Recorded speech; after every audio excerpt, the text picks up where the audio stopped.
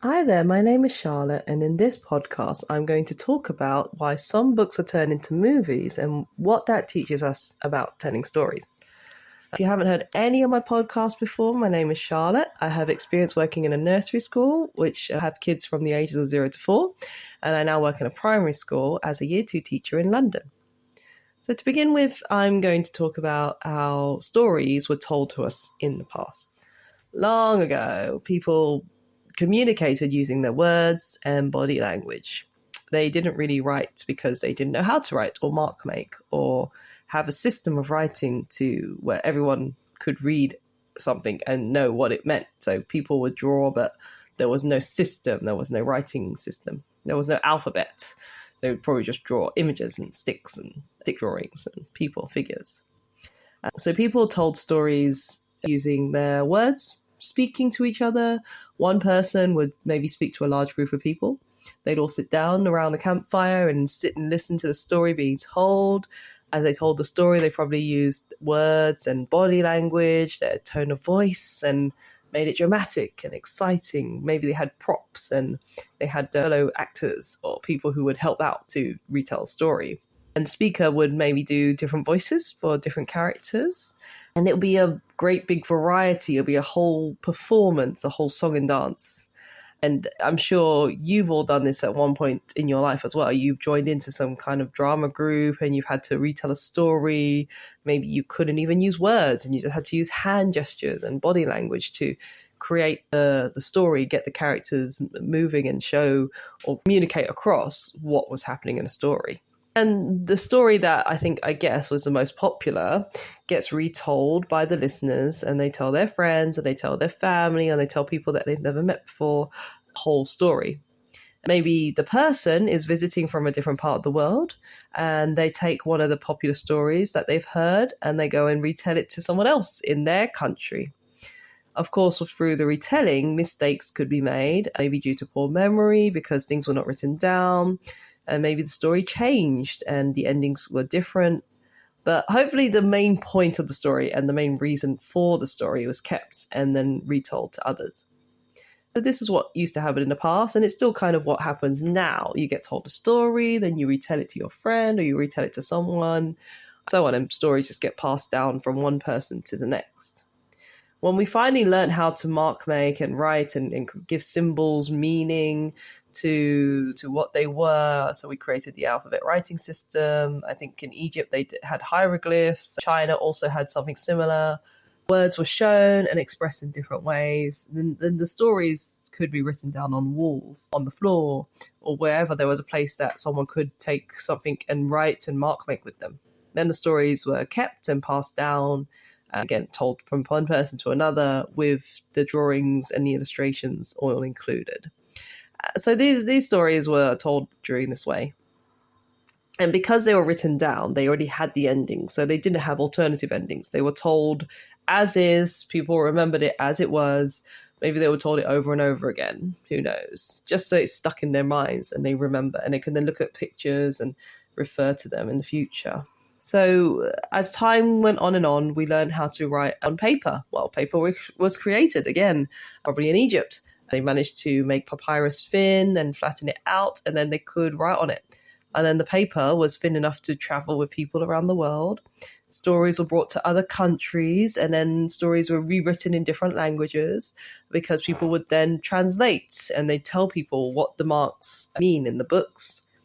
On the paper even, I don't think they had books then, they just had bits of paper probably, paper kept together. So then the translators would have to go and read through what they've written and translate all the markings and then again retell the story to other people. Stories were then rewritten, translated into languages, so it could be shared, and this way stories were kept alive. Books were written eventually, and then everyone learned the most popular stories and remembered them. And at some point during all of this, the popular stories were made into plays. There became, again, it went back to the beginning, a whole production of actors and actresses portraying people through the story. They retold the story. They made it dramatic. They made it exciting again. So we kind of round in the loop, basically. We're back to the beginning. Story was told with props, different backgrounds, make it more realistic. If people couldn't read, then they could just watch the story, be amazed, and be told, and they could hear what was happening. And this was just, again, another way to just keep stories alive, keep it in people's memories, keep it relevant, and make sure that people remember them. And during the last few centuries, TVs, movies, screens, filmography was developed so fast and so quickly. They're created just to show us, so we could record other people doing fun things, and they record themselves being actors and actresses, and they get to go to shoot movies in different locations and film it, and then they get to show it to us, the public, and we pay and we go and watch it. That's how it works. So some books were eventually picked up, and you know what? We could turn this into a movie. And get this, with so many different movies, so many different books have been turned into movies. What was it? We've had The Hunger Games, we've had Harry Potter, we've had Lord of the Rings, really old book by J.R.R. Tolkien, series and movies, Count Dracula, or Interview with a Vampire. Gosh, the list goes on and on and on. Even The Matrix was written as a graphic novel at one point before it was turned into a movie. So, people see things. There's so many different types of people in the world, and they just take an idea, they take a story, and they just run with it. And you know what? They create some awesome movies and TV shows. And it's in leisure and entertainment for us, the public, to watch. Again, we watch the relevant shows that we want to watch. People want to watch something in particular, then they go and do it. And then you get to see it again and again, especially if you get the copy for yourself. You can get a DVD copy, or you can get a Blu-ray disc copy. In the past, we used to have VHS tapes. If you don't know what it is, Google it. You will find out. And a pencil as well. You'll need a pencil to rewind. If it gets stuck in the VCR player, God, that was a pain. Anyway, so you got all these lovely things available for people to watch. You can even just stream it on Netflix. You've got TV, Prime, Amazon. You've got all these different networks and different places where you can just stream content and watch so many things. It's crazy. It's amazing. And you can watch the same episode again and again and again, and watch the same actors doing exactly the same things. Just so, I think some people watch it so much that they memorize the words, and they can say it word for word because they've memorized it so much. And then it's a story that sits with you. That story, you've got that that whole thing in your head playing. You can play it over and over again to yourself in your head, and watch it with your favorite person, or watch it with other people you don't know, and just enjoy the whole thing again. I've digressed. The point is, the movie still is the story, and the actors and actresses are able to show the events that's happened to the characters, and it's great. Shakespeare, he was a famous playwright. He wrote so many plays, and he wrote them for theatre. Everything was a performance. All the world's a stage, I think, from one of his favourite quotes. And at that time, when they were acting, they could only have male actors. So men had to act as both men and women. Just a fun fact for you guys. And to tell his stories, they would then have to men as men. There were no movie screens or televisions at the time, so people would have to go to the theatre, and they'd stand out in the crowd, and they'd stand for hours and hours just watching them and enjoying the show and enjoying the movie, real life movie. And it was great fun. And you still do that nowadays. You go to theatre, you go and watch Wicked in those theatres. You've got so many different, especially UK in London. Oh my gosh, there's so many different theatre shows out there at the moment. Yeah, so just Google it, have a look. You can watch it on theatres in central London. So you can watch people acting, and it's great. It's a joy. I've done it a few times myself, and just enjoy it. So if you have a chance and you've got time, go for it. That's what I say. So I'm moving on now. I've talked a bit too much. So okay, I'll on to the next bit. What does this all teach us about telling stories? Well, this just shows basically that stories they can be told in many different ways. They can be told through action, drama, real theatre, real life, through plays, and through books, through cinema, through TV shows. Again, they portray a story, and it kind of depends on the audience and how they want to watch and what they want to listen to. What story are they interested in? What captures their attention?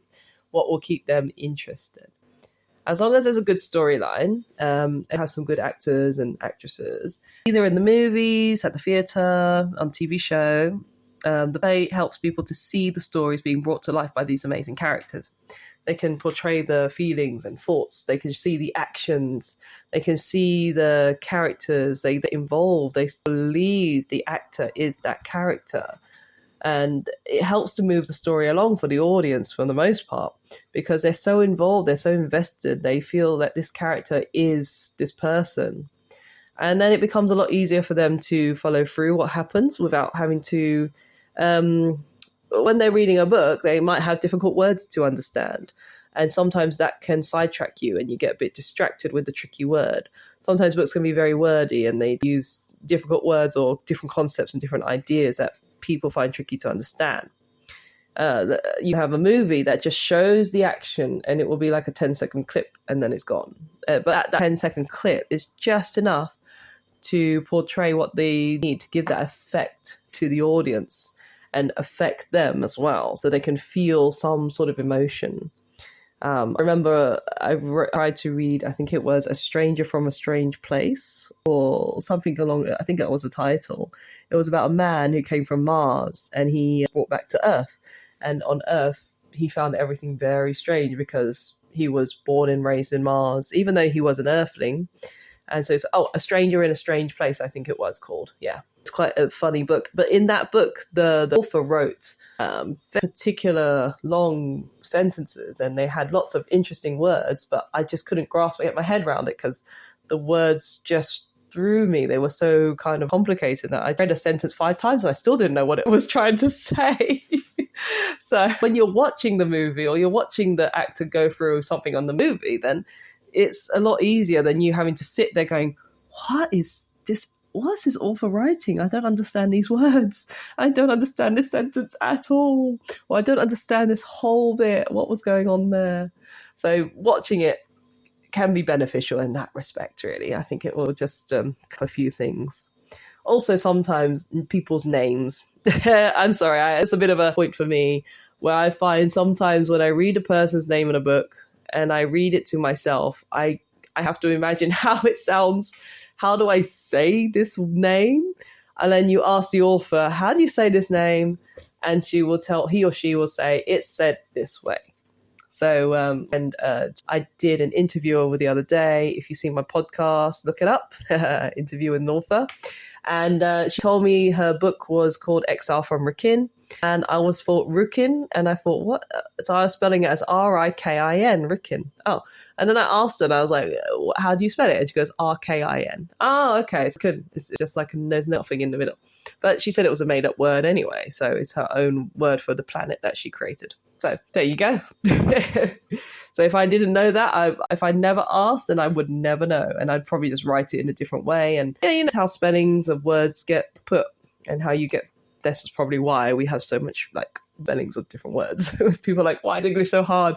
Because we guessed how to spell the word and this is it. So anyway, oh gosh, I'm just ranting on. So when readers, they can get lost in a good book, but they take their time to read, I think. So the difference between watching a movie is that a movie can be over in 2 hours. When you're reading a book, you spend time reading. You take time to digest and really take time to process the events and how the characters are reacting and what is actually just happening. And they can appreciate the author's writing and their thoughts and ideas. And sometimes in the book, they'll give you a lot more on what the characters are thinking, because you're allowed to write a little bit more about what they're thinking, how they're feeling in the book. Sometimes when you're watching a movie and it's happening so quickly, you've got 1 hour or 2 hours to go, the actors can just show one particular emotion. There's a whole load of other emotions going on in the background as well, but you see what you want to see. So if you see that the actor is acting out that someone has died, you'll see sadness and crying. That's just one emotion. I might be acting angry and show grief and, go a bit crazy, or they might do something weird or throw things against the wall because they're sad. You can see lots of different emotions from the movies. In the book, you can then also read up on more emotions about how they're feeling, maybe what they're thinking as well, because when you're watching a movie, you can't see what they're thinking. When you read the book, it's easier for the writer to write, oh, he thought this, or he wrote this, and he was thinking about that at that time. And then it brings up more emotions, or it brings up something else inside the reader. Everything has like a different effect for the readers and the theatre goers and the people watching movies and TV shows. It's all the way, always trying to get you to feel something. Sometimes your own imagination is just enough, and that's enough to bring the book to life. So you might not even want to watch the movie or want to know what's happening in the TV show. You might think, oh, actually, this TV show is rubbish. I imagined a much better storyline in my head. Don't need to watch it. So let me know what you think. Are you a movie watcher? Are you a book reader? Which way do you think is the best way in your opinion? And also tell us how would you tell your story to the audience? Are you a writer? Are you an actor, an actress?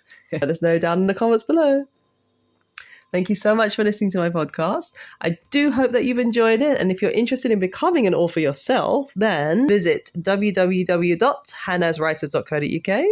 They are a publishing startup company based in London. They are supporting writers and authors to write their stories. And it's a great platform to help you get started in the world of writing. You can also follow Hanaz Writers on Instagram at hanaz.writers, on Facebook, and on Twitter. Also, remember to like and subscribe to their YouTube channel, which is where I am, and I'm making more podcasts. Thank you very much for listening, and until next time, bye!